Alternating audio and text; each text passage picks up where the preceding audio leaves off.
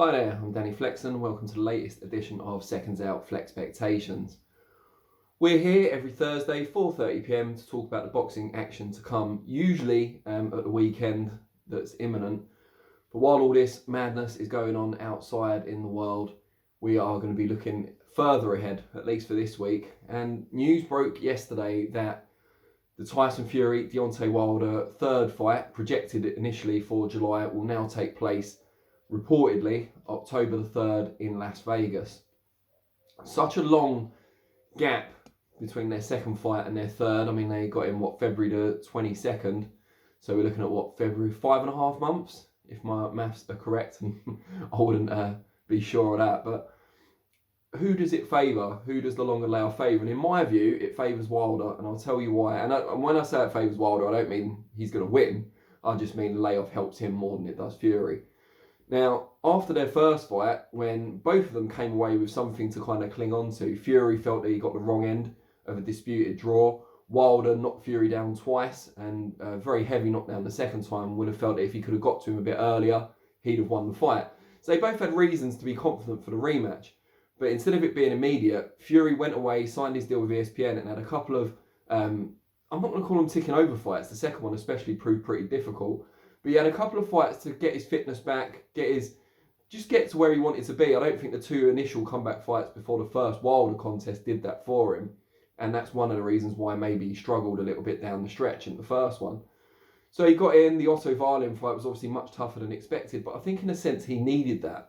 You know, not the cut. The cut was obviously unforeseen and problematic, but in the end didn't delay the rematch. But he needed that kind of grueling struggle and to get through it and to give himself that he's never lacked confidence, but just to know that he's back in the groove and he's back to his best.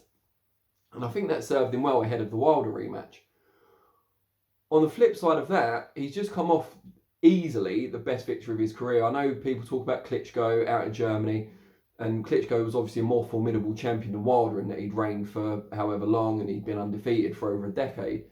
But Wilder had that cachet of being the biggest puncher of a generation. He'd knocked Fury down twice in the first fight. And this was a different Fury. He'd been through such a lot of stuff between the Klitschko fight and this one. And the manner of victory as well. You know, he fiddled Klitschko out the win a little bit. You know, he certainly deserved the win, but it was more of a kind of steady outboxing in a fight where not a lot of punches were thrown or landed. Against Wilder, he absolutely dominated. It became a bit of a procession by the end and actually forced his opponent's corner to chuck the towel in. So really proved himself there. So that's his best victory. And I think he could have done with being back in the ring sooner.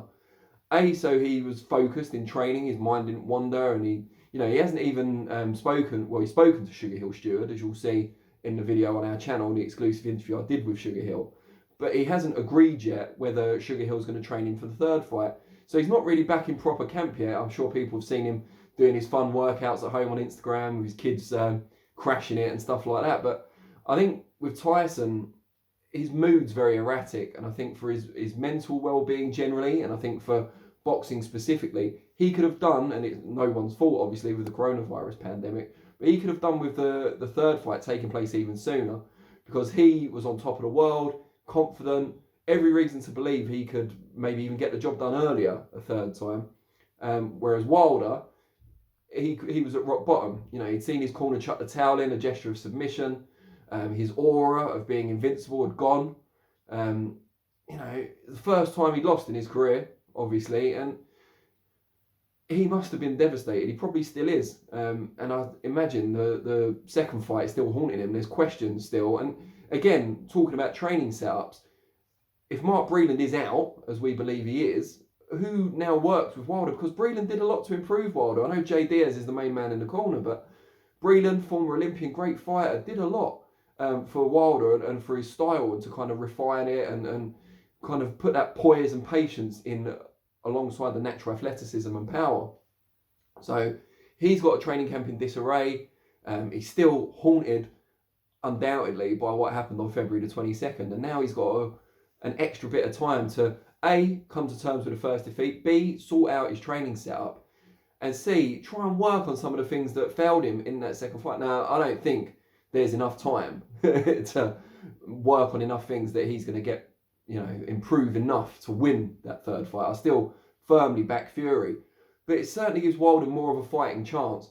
And I suppose for the fight itself, it maybe introduces a bit more of an element of doubt as well. You know, everyone was worried that the third fight wouldn't sell at all because of how dominant Fury was in the second one. Well, maybe this extra bit of time, depending on what Wilder does in the interim, who he hires as his coach, or what changes he says in public that he's going to make, that might spark the public's interest a little bit more. And we'll have to see what Fury does. You know, he seems to be a different man these days. We hope he stays dedicated and disciplined during this lockdown period.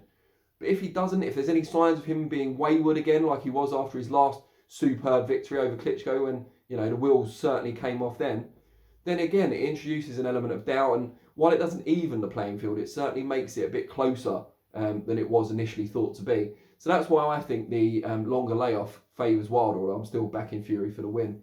I'd like to know what you guys think, obviously, as always. Let me know in your comments below, who do you think the layoff, if either man, favours more?